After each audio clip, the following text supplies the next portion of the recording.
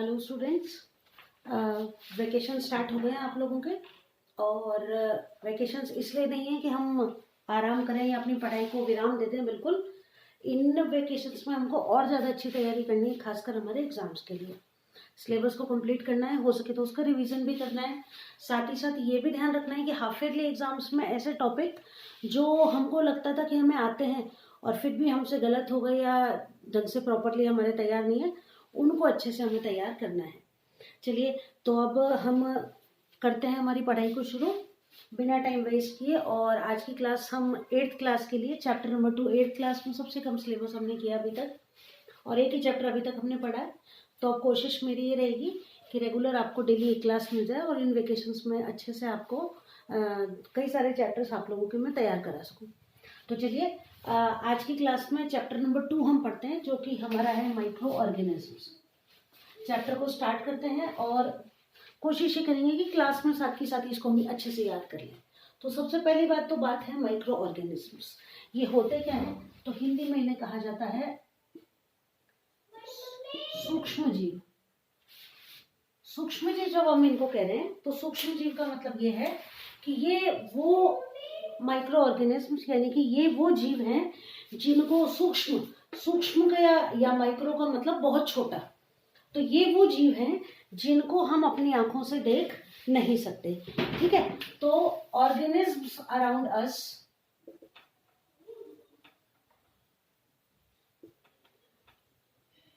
which cannot be seen with naked eye, यानी कि हम अपनी आंखों से इनको नहीं देख सकते हैं, उनको कहा जाएगा माइक्रो ऑर्गेनिज्म। यानी कि वे जीव जिन्हें हम अपनी आंखों से नहीं देख सकते हैं, यानी कि आंखों से देखने के लिए हमें किसी न किसी एड की माइक्रोस्कोप वगैरह की जरूरत पड़ेगी, तब ही हम इनको देख पाएंगे। इन्हें कहा जाता है माइक्रो ऑर्गेनिज्म। अब आपने देखा होगा कि ये माइक्रो ऑर्गेनिज्म अब हम कैसे पता चले, जब देख नहीं सकते तो इनके बारे में पता कैसे चलता है? तो आपने देखा होगा कि बारिश के दिनों में अगर कोई गीले जूते हमने रख दिए तो उन पर फफूंद आ जाती है, खाने पर फफूंद आ जाती है। हमारा अचार जब होता है ना, तो अचार जो तेल के ऊपर रहता है, उस अचार के ऊपर भी फफूंद आ जाती है। और गर्मियों में खाने को हम फ्रिज में रखना भूल जाएं, दूध रखना भूल जाएं, तो दूध खराब हो जाता है, खाना हमारा स्पॉइल हो जाता है। ये सब काम कौन करता है? ये सब काम करते हैं माइक्रो ऑर्गेनिजम्स। अब ऐसा नहीं है कि ये माइक्रो ऑर्गेनिज्म जो है ये हमेशा हमें नुकसान ही पहुंचाते हैं, कई बार ये हमारे लिए फायदेमंद भी होते हैं। तो कुछ माइक्रो ऑर्गेनिज्म्स ऐसे हैं जो कि हमें नुकसान पहुंचाते हैं और कुछ ऐसे हैं जो कि हमें फायदा पहुंचाते हैं। तो इस चैप्टर में हम उन दोनों को अच्छे से पढ़ेंगे। तो चलिए, सबसे पहले हम पढ़ते हैं वो 4 क्लासेस जिनके अंदर की इन माइक्रो ऑर्गेनिज्म्स को बांटा गया है। तो 4 मेजर ग्रुप्स में इनको बांटा गया है। 4 प्रमुख ग्रुप हैं जिनके अंदर इन माइक्रो ऑर्गेनिज्म्स को क्लासिफाई किया गया है। पहला है बैक्टीरिया,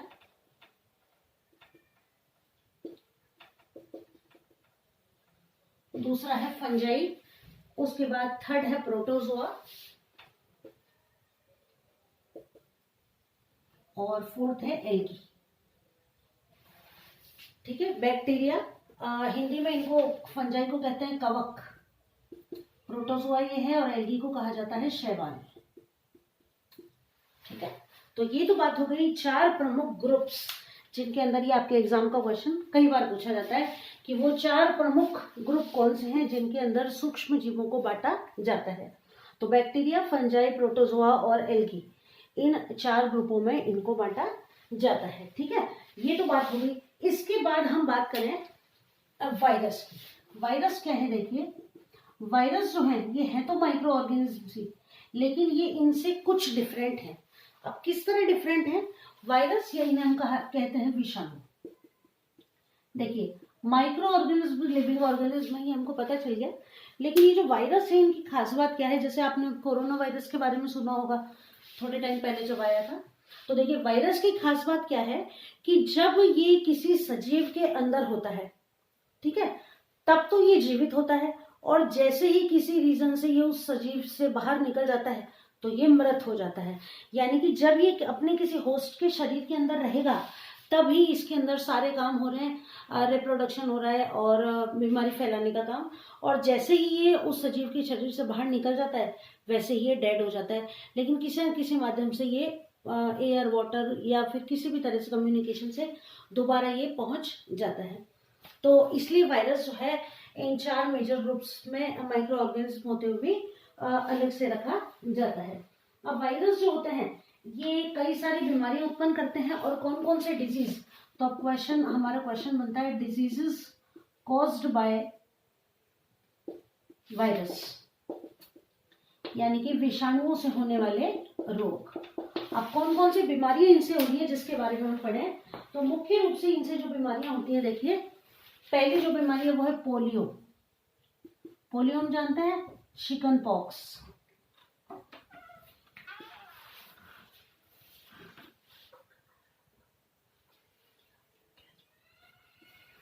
पोलियो हो गई, चिकन पॉक्स हो गई।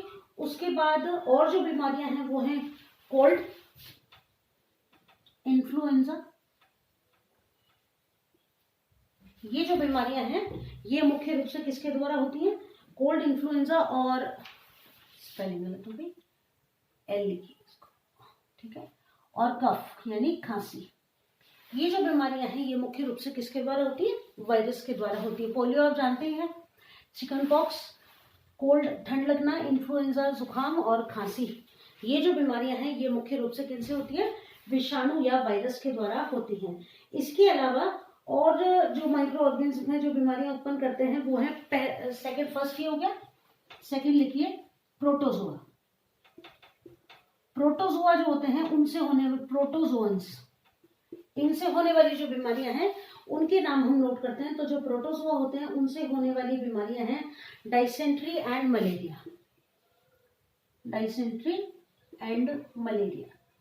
मलेरिया फीवर हम जानते हैं, और डाइसेंट्री इसमें पेट खराब हो जाता है, लूज मोशंस हो जाते हैं। ये बात हुई प्रोटोजोन्स की। इसके बाद अगली जो क्लासिफिकेशन है जो बीमारी उत्पन्न करते हैं वो है बैक्टीरिया। तो बैक्टीरियल डिजीज, बैक्टीरिया से होने वाली बीमारियां। बैक्टीरिया जो होते हैं इनसे होने वाली जो प्रमुख बीमारियां हैं वो है typhoid and tuberculosis, typhoid and tuberculosis. इसको टीबी भी आपने सुना होगा, टीबी भी कहा जाता है। चलिए ये जो है, अब ये पढ़ा हमने, ये क्वेश्चन हमारा तैयार हो गया, एक क्वेश्चन ये तैयार हो गया, बोर्ड एग्जाम्स में अधिकतर पूछे जाते हैं। तो देखिए वायरस से होने वाली बीमारी हमने पढ़ ली, polio, chickenpox, cold, influenza और कफ। तो देखिए 3 तो सी से याद हो जाएंगे हमको, पोलियो और इन्फ्लुएंजा और याद करना है। सी से कौन कौन सी बीमारी हो रही है तो हम याद कर लें, कफ है, कोल्ड है और चिकन पॉक्स है। तो गलती नहीं होगी, मान लीजिए 2 डिजीज आई है तो हम तो 3 लिख सकते हैं। पोलियो हम जानते हैं, इन्फ्लुएंजा याद कर लेंगे। प्रोटोजोआ जो है क्लासिफिकेशन माइक्रो ऑर्गेनिज्म का, प्रोटोजोन से होने वाली बीमारियां डाइसेंट्री और मलेरिया, और बैक्टीरिया से टी से याद कर लीजिए, दोनों टी से स्टार्ट हो रही है, तो टाइफाइड और ट्यूबरक्लोसिस। ये बात हुई उन बीमारियों की जो कि इन माइक्रो ऑर्गेनिज्म के कारण होती है। अब हम बात करते हैं कि ये रहते कहाँ हैं। भाई ये इतनी बीमारियां उत्पन्न कर रहे हैं तो क्या ये हमारे अंदर रह रहे हैं कि हमारे आसपास रह रहे हैं कि कहाँ रह रहे हैं, हमें मालूम तो हो। तो चलिए अब इनके बारे में हम ये पता करते हैं कि ये जो माइक्रो ऑर्गेनिजम्स हैं ये रहते कहाँ हैं, where do they live, where do they live, यानी कि ये जो माइक्रो ऑर्गेनिज्म है ये रह कहाँ रहे हैं।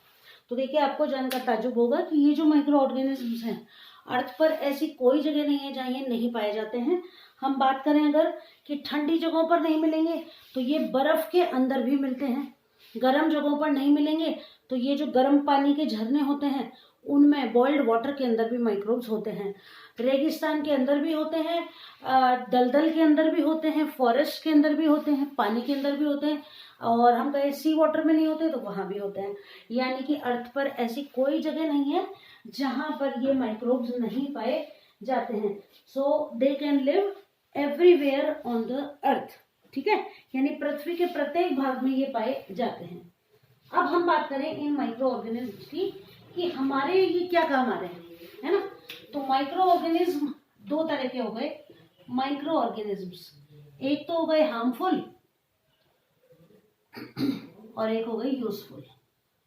ठीक है, हार्मफुल तो बीमारी उत्पन्न करेंगे, चीजों को खराब कर देंगे, और यूजफुल जो होंगे वो कहीं ना कहीं हमारे काम के होंगे।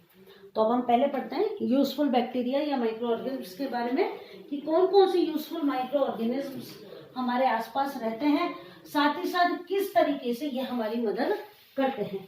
तो सबसे पहले हम पढ़े friendly micro organisms. Friendly micro organisms यानी कि उपयोगी या लाभदायक या मित्र सूक्ष्म जीव। अब किस तरीके से ये हमारी मित्र के रूप में मदद करते हैं तो वो हम देखते हैं। देखिए, पहला काम तो खाने में कहाँ काम आ रहे हैं ये माइक्रो ऑर्गेनिज्म हमारे। तो खाने में जो माइक्रो ऑर्गेनिज्म है ये हमारे काम आते हैं। देखिए, दही बनाने में, ब्रेड बनाने में, ठीक है, दही बनाने में, ब्रेड बनाने में, ये मुख्य रूप से हमारे काम में आते हैं माइक्रो ऑर्गेनिज्म खाना बनाने के लिए। साथ ही साथ हम केक खाते हैं, वो भी बिना माइक्रो ऑर्गेनिज्म के नहीं बन सकता। जितनी भी तरह की अल्कोहल्स बनती हैं, वाइन बनती हैं, बियर बनती हैं, वो सब किसकी मदद से बनती है? इन माइक्रो ऑर्गेनिज्म्स की वजह से ही बनती है। अगर ये ना हो तो हम इन चीजों को नहीं बना सकते हैं। एक काम तो ये हो गया खाने के लिए। दूसरा है सॉइल फर्टिलिटी, यानी कि जो मृदा है, ठीक है, उसके उपजाऊपन को बढ़ाने के लिए, मृदा की उपज ऐसे लिख देते हैं, फर्टिलिटी। ठीक है, अब देखिए कि मिट्टी जो होती है ना, तो आपने पिछली क्लासेस में भी पढ़ा होगा कि किया क्या जाता है कि जो हमारा रसोई का गीला कचरा होता है ना, जिसमें सब्जियों के छिलके, फलों के छिलके होते हैं, चाय की पत्ती छनी हुई जो होती है वो होती है, खराब खाना होता है, पुरानी रोटियां होती हैं, गार्डन का कचरा जिसमें पत्तियां और छोटे मोटे डंडी वगैरह होती है पौधों की टूटी हुई, इनको हम क्या करते हैं, गड्ढा खोद कर डाल देते हैं और उसको मिट्टी से दोबारा पैक कर देते हैं। महीना 2 महीने के लिए छोड़ देते हैं, और जब हम खोल के देखते हैं तो वो जो खाने की चीजें थी वो किस में बदल जाती हैं? खाद में बदल जाती हैं, है ना। तो ये काम कौन करता है? ये माइक्रो ऑर्गेनिज्म ही करते हैं, जो कि क्या करते हैं, जो गली सड़ी चीजें हैं उनको खाकर और उनके जो उपयोगी पदार्थ होते हैं उनको वापस मिट्टी में लौटा देते हैं और मिट्टी की जो उपजाऊ क्षमता है उसको बढ़ाते हैं। तो ये 2 काम जो हो गए, ये किसके हो गए? हमारे फ्रेंडली माइक्रो ऑर्गेनिज्म के, जो कि सॉइल की फर्टिलिटी को इंक्रीज करते हैं और दही, ब्रेड, केक, एल्कोहल्स और वाइन्स बनाने में हमारी मदद करते हैं। अब देखिए कि दही बनाने में अब ये कैसे मदद करते हैं। तो मेकिंग ऑफ कर्ड या दही। तो देखिए दही कैसे बनाया जाता है, मालूम है हमको कि क्या करते हैं, हम दही लेते हैं और दही के अंदर क्या करते हैं, दूध लेते हैं, दूध ले लेते हैं, हल्का सा उसे गर्म कर लेते हैं और क्या करते हैं, उसके अंदर थोड़ा सा दही डाल देते हैं, है ना, जामन बोलते हैं अपने उसको। तो क्या करते हैं कि अब वो जो और उसको क्या करते हैं, सेटल रख देते हैं एकदम 4-5 घंटे के लिए। सेटल कैसे रखते हैं कि हिलाते डुलाते नहीं है, वरना तो दही खराब हो जाता है। और 5-7 घंटे में, अगर सर्दियां हैं तो थोड़ा ज़्यादा टाइम लगता है और गर्मियां हैं तो 3-4 घंटे में ही दही बन के हमारा तैयार हो जाता है। अब ये जो जामन दिया है, बस यही है कमाल कि दूध से दही कैसे बन रहा है। तो देखिए, जो हम थोड़ा सा दही डालते हैं उसके अंदर माइक्रोब्स होते हैं लैक्टोबैसिलस।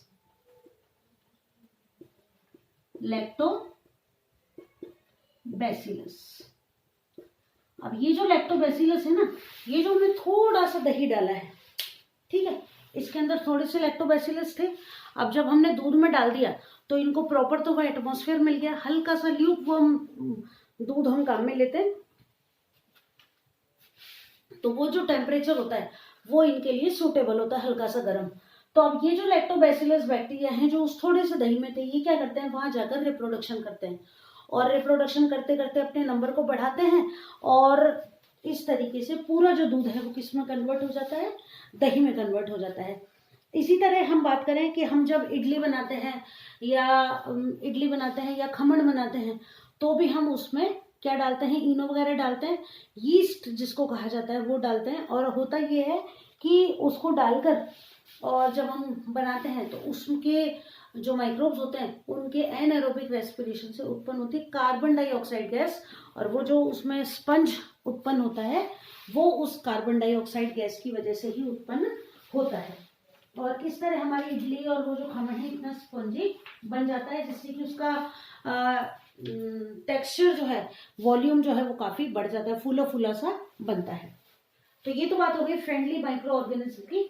अब हम बात करते हैं कॉमर्शियल यूज, यानी कि कॉमर्शियली ये क्या क्या काम में आ रहे हैं। भाई ये तो हमारे घर में काम आ गए दही और खाना बनाने के लिए। अब commercial use of micro organisms, commercial use यानी कि फैक्ट्रीज वगैरह में या फिर कोई ऐसी चीज बनाने में काम आ रहे हो जो कि हमारे लिए काम आती हो या हम बाजार से खरीदते हो। तो अब हम बात करते हैं इनके कॉमर्शियल यूज की। Commercial use of micro organisms यानी कि सूक्ष्म जीवों का व्यापारिक उपयोग।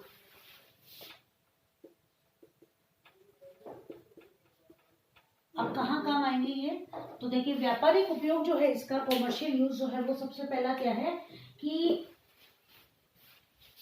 कुछ चीजें बनाने के काम आते हैं। एक तो वाइन, अल्कोहल और विनेगर। विनेगर जिसको हम अचार वगैरह में डालते हैं, अचार में जो खट्टापन होता है ना, जो हम बाजार से रेडीमेड अचार लाते हैं उसमें ये सिरका डला हुआ रहता है, इसीलिए वो अचार हमें इतना खट्टा खाने में लगता है। ठीक है, अब किया क्या जाता है कि ये जो माइक्रोब्स होते हैं ना, अब ये अल्कोहल वगैरह जो होती है या तो फ्रूट से, ग्रेप्स वगैरह से बनाई जाती है या फिर गेहूं से, जौ से बनाई जाती है। तो ये माइक्रोब्स करते क्या है कि इनके अंदर जो शुगर होती है, इन अनाज के अंदर भी और जो ग्रेप्स है उनके अंदर भी, उस शुगर को फर्मेंट करके और कन्वर्ट किस में कर देते हैं, वाइन या अल्कोहल में कन्वर्ट कर देते हैं। तो और वो जो अजीब सी स्मेल होती है अल्कोहल की, वो इसी वजह से होती है, और उस प्रोसेस को कहा जाता है फर्मेंटेशन। फर्मेंटेशन हिंदी में से कहते हैं हम किण्वन। ठीक है, तो अब किण्वन या फर्मेंटेशन होता क्या है उसको हम लिखें तो द प्रोसेस ऑफ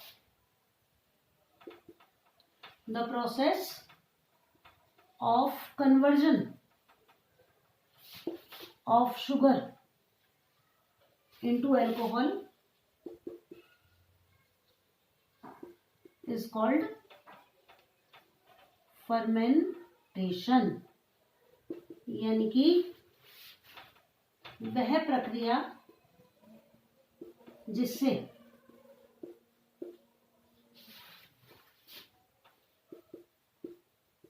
शर्करा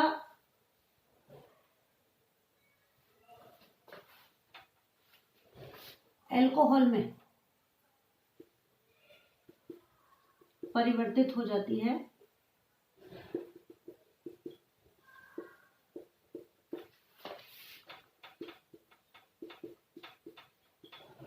उसे क्या कहा जाता है, किण्वन कहा जाता है।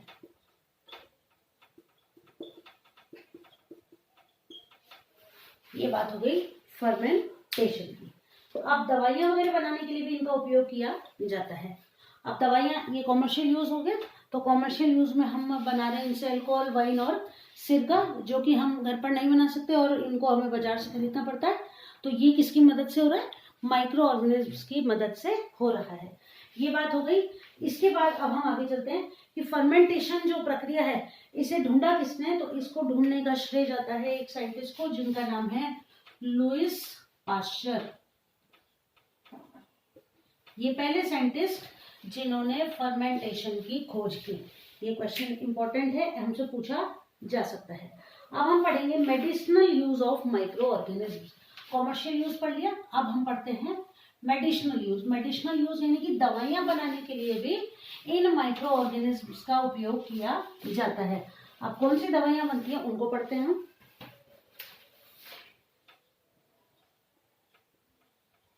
Medicinal use of micro organisms यानी कि दवाइयां बनाने के लिए इनका उपयोग किस तरीके से किया जाता है। तो देखिए, इनसे जो दवाइयां बनाई जाती हैं उनको कहा जाता है एंटीबायोटिक्स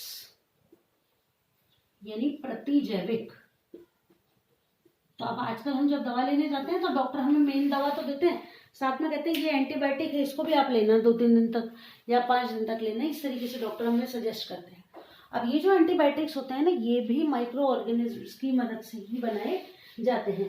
ठीक है, ये जो एंटीबायोटिक्स होते हैं ये क्या करते हैं, जो डिजीज कॉजिंग माइक्रोब्स हैं उनको या तो मार देते हैं या उनकी ग्रोथ को,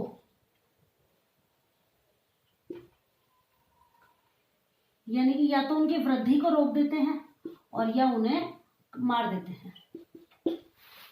ठीक है, और इस वजह से ये एंटीबायोटिक्स हमारे लिए उपयोगी होते हैं। इन एंटीबायोटिक्स को लेने से जो डिजीज कॉजिंग बैक्टीरिया, वायरस या फंजाई जो भी हमारी बॉडी के अंदर प्रेजेंट हैं, उनकी या तो डेथ हो जाएगी या उनकी ग्रोथ रुक जाती है, जिसकी वजह से हमारी तबीयत ठीक हो जाती है। कुछ प्रमुख जो माइक्रो ऑर्गेनिज्म से बनने वाले एंटीबायोटिक्स हैं उनके नाम है जैसे स्ट्रेप्टोमाइसिन,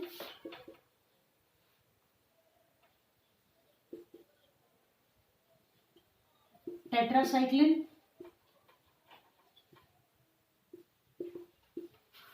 स्ट्रेप्टोमाइसिन हो गई, टेट्रासाइक्लिन हो गई और इरिथ्रोमाइसिन।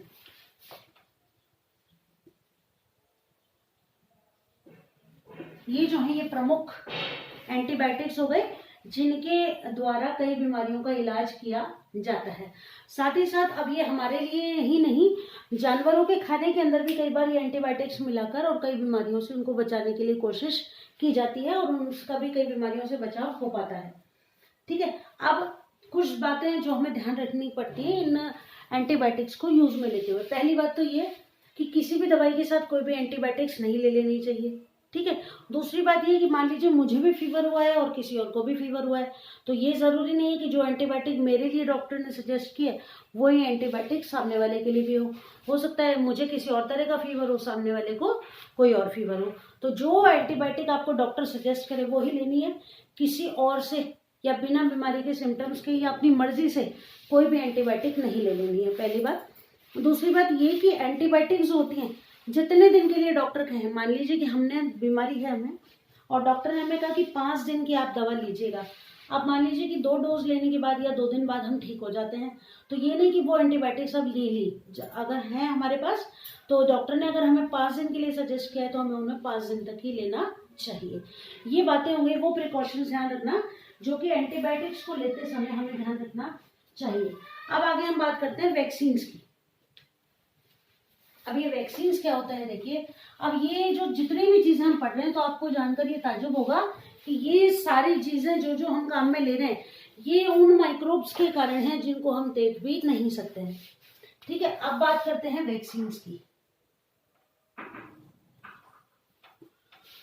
अब ये वैक्सीन्स क्या होते हैं इनको पढ़ें तो देखिए कि जब छोटे थे ना तो अलग अलग टाइम पर 1 महीने के हो गए तो वैक्सीन लगाने जाना है, फिर 5.5 महीने के हो गए, कभी कोई सा टीका लग रहा है, कभी कोई सा, आज डीपी टीका लग गया, जन्म लेते BCG का टीका लग गया, आज ये टीका लग रहा है, कल वो टीका लग रहा है। कई दिन तक छोटे बच्चे जो होते हैं ना, आपने भी अपने घर में देखा होगा, उनको टाइम टू टाइम वैक्सीन लगाने के लिए हॉस्पिटल लेकर जाना पड़ता है। अब ये वैक्सीन होते क्या है देखिए, तो इन वैक्सीन के अंदर या तो मरे हुए और या कमजोर जो माइक्रो ऑर्गेनिजम्स हैं उनको हमारी बॉडी में एंटर करवाया जाता है, जिससे क्या होता है कि हमारी बॉडी में इन माइक्रोब्स के खिलाफ क्या बन जाती हैं, एंटीबॉडीज बन जाती हैं। और ये एंटीबॉडीज जो है इनको हमारी बॉडी ध्यान रखती है। जब भी ये डिजीज कॉजिंग माइक्रोब्स हमारी बॉडी पर अटैक करते हैं तो ये एंटीबॉडीज जो हैं वहां जहां भी इनको स्टोर करके हमारी बॉडी ने रख रखा है वहां से ये बाहर निकल जाते हैं और वो माइक्रोब्स जो कि बीमारी उत्पन्न करना चाह रहे हैं उनको मारपीट कर खत्म कर देते हैं और वो बीमारी हमें नहीं होती है। तो ये उन माइक्रोब्स को किल कर देते हैं या उनसे लड़ते हैं और हमें हमारे अंदर बीमारी उत्पन्न होने से हमारी रक्षा करते हैं, और इस तरह ये वैक्सीन हमारे लिए फायदेमंद होती है। अब कुछ जो प्रमुख वैक्सीन हमें लगते हैं, जैसे कॉलेरा का लगता है, हेपेटाइटिस का लगता है, diphtheria, pertussis, smallpox, tuberculosis, इन सबके वैक्सीन हमें लगाए जाते हैं टाइम टू टाइम, है ना। इसके अलावा आपने एक चीज और देखी होगी, अब ये वैक्सीन तो कैसे लगते हैं हमें, इंजेक्शन के थ्रू, है ना। एक वैक्सीन और है जो है, आपने कई बार ऐड देखा होगा, पोलियो वैक्सीन, लेकिन अब इसको हम बाय इंजेक्शन नहीं लेते हैं, ये एक ओरल वैक्सीन है। ओरल का क्या मतलब है? ओरल मतलब मुंह के द्वारा ली जाती है। पोलियो जो कि पैरों को प्रभावित करता है सबसे ज्यादा, तो बचपन में आप लोगों ने भी पी होंगी पोलियो की दवा, 5 साल तक के बच्चे पीते हैं, तो आपको भी याद होगा, जिसकी वजह से पैर खराब नहीं होते हैं। और ये भी एक वैक्सीन है, लेकिन ये इस तरह की वैक्सीन है कि इसको हम ओरली यानी मुंह के द्वारा ले लेते हैं। क्लियर है? इसके बाद है इंक्रीजिंग द सॉइल फर्टिलिटी, कि जो सॉइल फर्टिलिटी ना, मिट्टी की उपजाऊ क्षमता, वो ये माइक्रोब्स कैसे बढ़ाते हैं।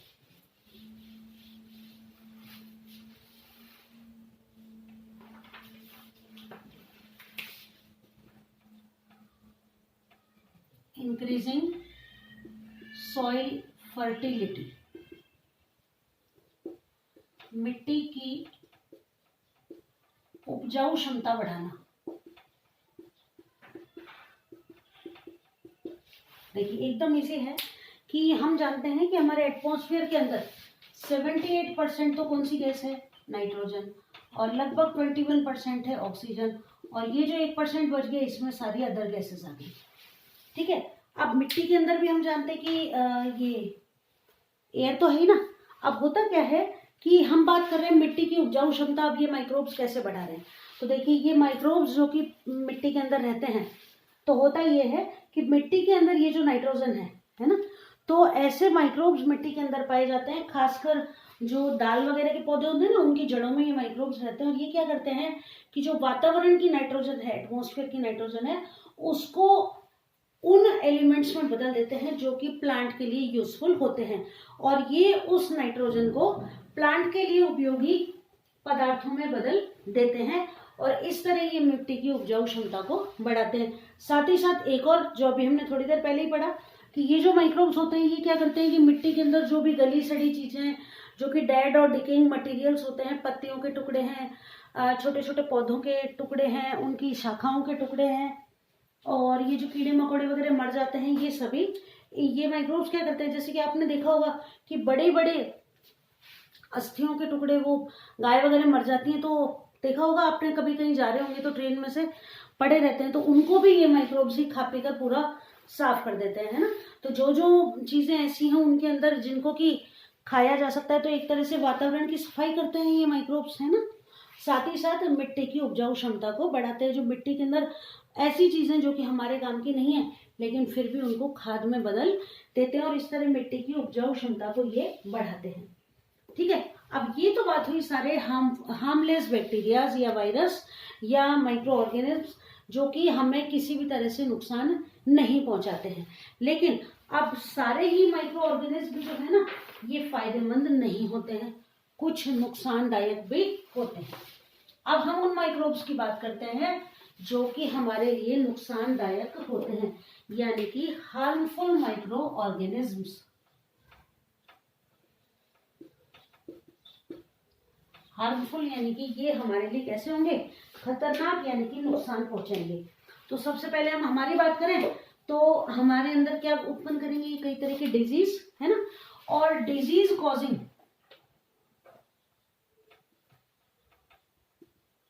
जो माइक्रो ऑर्गेनिज्म हैं उनको हम कहते हैं पैथोजेंस। ठीक है, यानी कि वो सूक्ष्म जीव जो हमारे अंदर बीमारी उत्पन्न कर रहे हैं वो कहलाएंगे रोग कारक, है ना। तो उनको बीमारी उत्पन्न करने का काम है उनके पास। अब कितनी तरह की बीमारियां ये उत्पन्न करते हैं, तो इनसे जो होने वाली बीमारियां है ना, वो कई तरह की हो सकती है। कम्युनिकेबल डिजीज खासकर जो कि इन माइक्रो ऑर्गेनिजम्स के कारण होती है। कम्युनिकेबल और नॉन कम्युनिकेबल दो तरह की डिजीज होती है। कम्युनिकेबल संचरणीय, असंचरणीय। कम्युनिकेबल डिजीज वो डिजीज जो कि एक व्यक्ति से दूसरे व्यक्ति को हो जाती हैं। एक हेल्दी पर्सन जो कि किसी बीमार व्यक्ति के पास बैठा है, अगर वो कम्युनिकेबल रोग से ग्रसित है तो पूरे चांसेस हैं कि वो व्यक्ति जो कि ठीक है वो भी उस बीमारी का शिकार हो सकता है।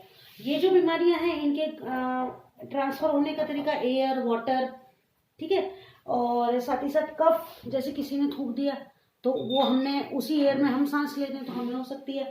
कपड़े काम में ले लेना, किसी के कंघा या बर्तन काम में ले लेना, इस तरीके से भी ये बीमारियां कम्युनिकेबल यानी किसी भी तरीके से हो सकती हैं एक दूसरे को। अब इन बीमारियों के एग्जाम्पल अगर हम देखें तो कॉलेरा, चिकन पॉक्स,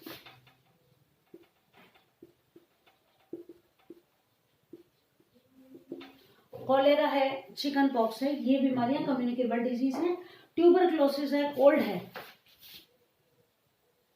है और ट्यूबरक्लोसिस, ये जो बीमारियां हैं ये कैसी हैं, कम्युनिकेबल डिजीज है।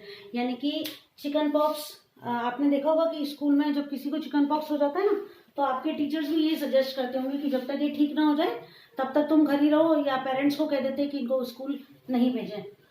जुकाम हो जाता है तो आपने देखा होगा कि घर में हमको एक को किसी को जुकाम हो जाता है ना, तो 2-1 दिन में लगभग सबको हो जाता है। टीबी, ये भी एक ऐसी बीमारी है, जो बीमार व्यक्ति अगर थूकता है तो उसका जो कफ होता है उसके अंदर इसके माइक्रोब्स होते हैं, और उसी एयर में अगर हम सांस लेते हैं तो चांसेस हैं कि ये बीमारियां हमें भी हो सकती हैं। तो ये वाली बीमारियां तो वो हो गई जो कि किससे होती है, कम्युनिकेबल डिजीज होती है। इसके बाद बात करें हम नॉन कम्युनिकेबल डिजीज की, तो नॉन कम्युनिकेबल डिजीज वो होती हैं जो कि इस तरीके से नहीं होती हैं। इन बीमारियों को फैलने के लिए किसी माध्यम की जरूरत नहीं होती है। साथ ही साथ ये वो बीमारियां होती हैं जो एक व्यक्ति से दूसरे व्यक्ति को नहीं होती है। जैसे पोलियो है, ये नॉन कम्युनिकेबल डिजीज हो गई है ना। पोलियो अगर एक व्यक्ति को हो रखा है और आप उसके पास बैठ जाते हैं तो ऐसा नहीं है कि वो बीमारी आपको भी हो जाएगी। तो ये बात हुई कम्युनिकेबल और नॉन कम्युनिकेबल डिजीज की। अब चलिए, तो आज की क्लास में हमने पढ़ लिया सारे यूजफुल माइक्रो ऑर्गेनिज्म पढ़ लिए, कहाँ कहाँ हमारे काम में आ रहे हैं ये हमने पढ़ लिया, और कौन कौन से बीमारी उत्पन्न कर रहे हैं ये भी पढ़ लिया। 4 जो प्रमुख ग्रुप्स हैं वो आपको पढ़ने हैं अच्छे से। वायरस से होने वाली बीमारियां और प्रोटोजोआ से होने वाली बीमारियां, बैक्टीरिया से होने वाली बीमारियां, इनको अच्छे से याद कर लेना है। एटलीस्ट 2-2 एग्जाम्पल तो आपको याद होने ही चाहिए। तो कोशिश ये रहेगी कि अगली जो क्लास होगी उसमें हम इस चैप्टर को कंप्लीट कर लेंगे, और होपफुली आपके लिए क्लास यूजफुल रहेगी। अच्छे से पढ़ें और नोट्स बना लें इसके, ताकि एग्जाम टाइम में यूजफुल रहे आपके लिए।